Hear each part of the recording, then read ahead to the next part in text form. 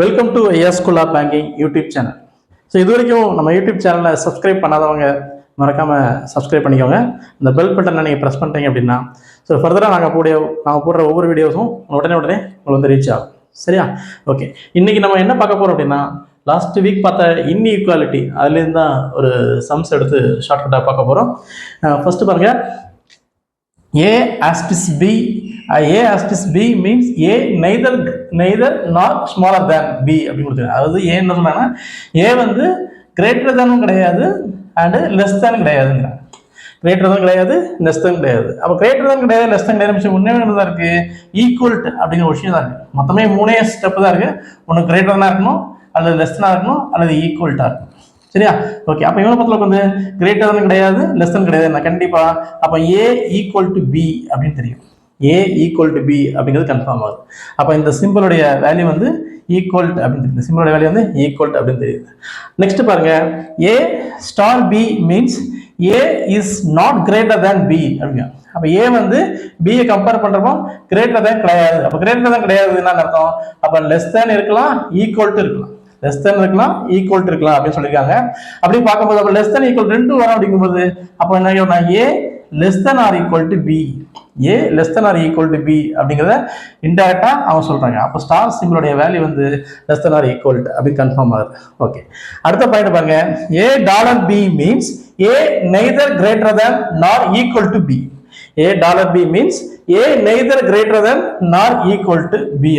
greater than greater than கிடையாது, and then ஈக்குவலும் கிடையாது.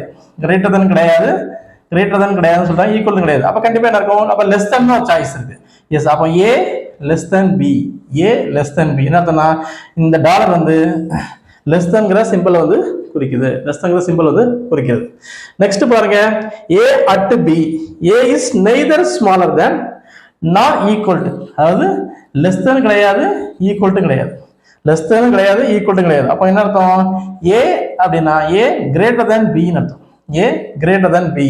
அப்போ அந்த அட்டு சிம்பிள் வந்து கிரேட்டர் தேனுங்கிறத மென்ஷன் பண்ணுது. இந்த அட்டு சிம்பிள் வந்து கிரேட்டர் தான் மென்ஷன் பண்ணுது. Okay, and then last point பாருங்க, A and B. A and B பார்த்தீங்கன்னா A is not smaller than B அப்படிங்க. A வந்து B கம்பேர் பண்றப்போ ஸ்மாலர் தேன் கிடையாது. அப்போ ஸ்மாலர் தான் கிடையாது, அப்போ கிரேட்டர் தான் இருக்கலாம், அண்ட் தென் ஈக்குவல் இருக்கலாம். அப்போ இந்த அண்ட் சிம்பிள் வந்து A greater than equal to B அப்படின்னு மென்ஷன் பண்ணுது. A greater than equal to B அப்படின்னு மென்ஷன் பண்ணுது. ஸோ கிட்டத்தட்ட எல்லா பாயிண்ட்டுமே எனக்கு வந்துச்சு. பார்த்தீங்க, ஈக்குவல் வந்துச்சு, லெஸ் தென் ஆர் ஈக்குவல் வந்துச்சு, அண்ட் லெஸ் தென் வந்துச்சு, கிரேட்டர் வந்துச்சு, கிரேட்டர் தான் ஈக்குவல் வந்துச்சு. சரியா? ஓகே, இதை வச்சு தான் இந்த சம்மை வந்து நம்ம இப்போ பார்க்க போகிறோம். ஓகே, இப்போ சிம்பிள் என்னங்கிறத பார்த்துட்டோம். இந்த சிம்பிளை பேஸ் பண்ணி இந்த சம்மை வந்து பண்ண போகிறோம். ஓகே, இப்படின்னு பாருங்க, இந்த G ஆஸ்ட்ரிஸ் n இருக்கா, ஆஸ்ட்ரிஸ் வேல்யூ என்ன? Equal to. அப்போ G ஈக்குவல் டு n அப்படின்னு வரும். சரியா? ஓகே, இந்த ஸ்டாரோட வேல்யூ பாருங்க, இந்த ஸ்டாரோட value less than or equal to. அப்போ less than or equal to T வந்துடும். அப்போ இந்த டாலரோட வேல்யூ வந்து லெஸ் தேன், ஓகேவா, Y. அந்த அட்டோட வேல்யூ வந்து greater than, okay, greater than R வந்துடும். இந்த இடத்துல அண்ட் சிம்பிள் வந்து less than or equal to S, less than or equal to S. ஓகேவா? இப்போ சிம்பிள் எல்லாமே ஃபார்ம் பண்ணிட்டோம். ஓகே, இப்போ அதே மாதிரி 2 கொஸ்டின்ஸ் கேட்டிருக்காங்க, $. இப்போ டாலர் வந்து நம்ம என்ன இருக்கும்? இட்ஸ் ஈக்குவல் டு N வந்து டாலர்னா less than R, N less than R அப்படின்னு இருக்கு.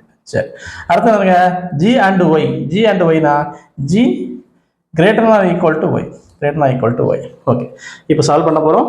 எப்படின்னு பாருங்க, N வந்து N லெஸ் தேன் R. அப்போ என்ன அர்த்தம்? N வந்து என்னோட R பெருசாக இருக்கும், என்னோட R பெருசாக இருக்கும். சிம்பிள் பார்த்துக்கலாமா? அப்போ N இங்கே இருக்கு, R இங்கே இருக்கு. இந்த லைனை பார்க்கும்போது ரெண்டுமே ஆப்போசிட் சிம்பிள். நான் ஏற்கனவே போன வீடியோஸில் சொல்லியிருக்கேன், ஆப்போசிட் சிம்பிள் வந்துட்டாலே இந்த கண்டிப்பாக இது வந்து நாட் ஈக்குவல். கண்டிப்பாக வந்து நம்ம டிஃபைன் பண்ணவே முடியாது. ஆப்போசிட் சிம்பிள் வந்தாலே கண்டிப்பாக இதை டிஃபைன் பண்ண முடியாது. அப்படி பார்க்கும்போது first one is not eligible, first one is not eligible. Okay, இப்போ செகண்ட் ஒன் பார்ப்போம். ஃபர்ஸ்ட் ஒன் நாட் எலிஜிபிள் வந்துச்சு, செகண்ட் ஒன் பார்ப்போம். Second one G greater or equal to Y. G எங்கே இருக்கு? இங்கே இருக்கு. Y எங்கே இருக்கு?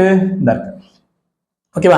இங்க இந்த சம் பார்த்தீங்கன்னா ஃபர்ஸ்ட் G அண்ட் Y ரெண்டையும் கம்பேர் பண்ணுறதுனாலே இந்த கொஸ்டின் பொறுத்தளவுக்கு ஒய்யோட G வந்து பெருசா இருக்கும் அல்லது ஈக்குவலா இருக்கும். பெருசா இருக்கும் அல்லது ஈக்குவலா இருக்கும் அப்படின்னு சொல்லியிருக்காங்க. ஆனா இங்க இந்த சம் பார்க்கும்போது இந்த ஸ்டைப் பார்க்கும்போது ஜியோட கம்பேர் பண்றப்போ ஒய் கம்பேர் பண்றப்போ ஜியோட என் ஈக்குவலா இருக்கு and less than equality and less than Y. அப்ப கண்டிப்பா ஜியோட வந்து ஒய் வந்து பெருசா இருக்கு அப்படின்னு சொல்றாங்க. ஜியோட ஒய் வந்து பெருசா இருக்கு. ஆனா இங்க வந்து இன்டெரக்டா என்ன சொல்றாங்க, ஆப்போசிட்டா சொல்றாங்க, ஒய்யோட ஜி பெருசா இருக்கலாம் அது ஈக்குவலா இருக்கலாம்னு சொல்றாங்க. அப்படி பார்க்கும்போது இதுவும் நாட் எலிஜிபிள், இதுவும் நாட் எலிஜிபிள். ஓகேவா?